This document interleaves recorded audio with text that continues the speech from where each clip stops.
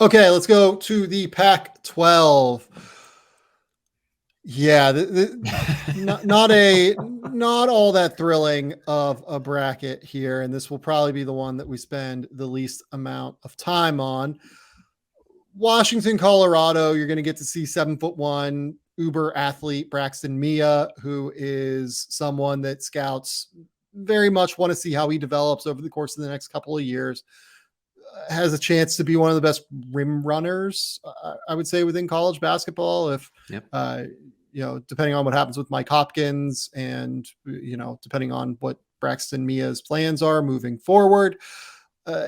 Cal, Washington State, Washington State has Mo Gay, who is a 6'11" center with a 7'5" wingspan, who teams really worry about the feel as much as anything. And just his overall defensive impact, despite tools that state he should be a great defender.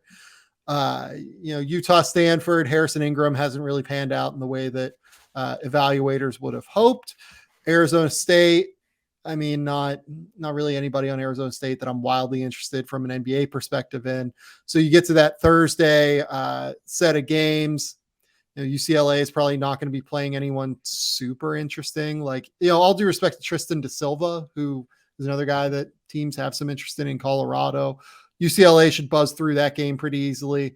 Then the hope is maybe Oregon. Oregon's at least playing somewhat well recently. Yeah. I mean, Colorado just gave UCLA a run down to the final minutes of a game last weekend, but that was in Boulder. So, neutral site here, you don't necessarily expect that same magic to be recaptured. I mean, look, I'm looking at the Pac-12 tournament as a whole, and I have a trivia question for you, Sam, and any listeners out there. Do you know the last time that the Pac-12, or even dating back to the Pac-10, did not produce a first round pick in the NBA draft? Has to be a long time. Yeah. I'll guess like 1985 or something. It's close. 1988.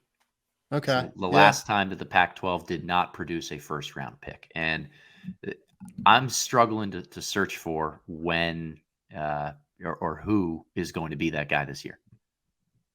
Yeah, I mean, the easy answer is Jaime Jaquez. Like, he's the one that I think might extend this, right? To me, he's the best bet at it. Like, I've talked about Adem Bona a little bit recently as a guy who I wasn't too high on earlier in the season, and I've come around on a lot more just for the defensive tools that he can bring to the table, and his activity and motor on that side of the floor, I think, is really, really strong. He's been efficient on the offensive end of the floor. I'd like to see a strong march from him, but I'm starting to come around on a guy like Bona. I know Kel'el Ware at Oregon has had a lot of preseason buzz. He is basically out of the rotation now. Yeah. So it's hard to say that Oregon is going to be able to produce anybody there. Arizona's strength is their depth, not necessarily having one major prospect like they had with Ben Mathurin a year ago. And USC, I like Trey White long term. I don't think he's a one and done type of guy by any means. So this is a conference that just does not have a ton of high end NBA talent. If you're watching the Pac-12 tournament from an NBA draft perspective, it's trying to lock in some evaluations on guys who you might have in that like 25 to 45 range or 45 and beyond range.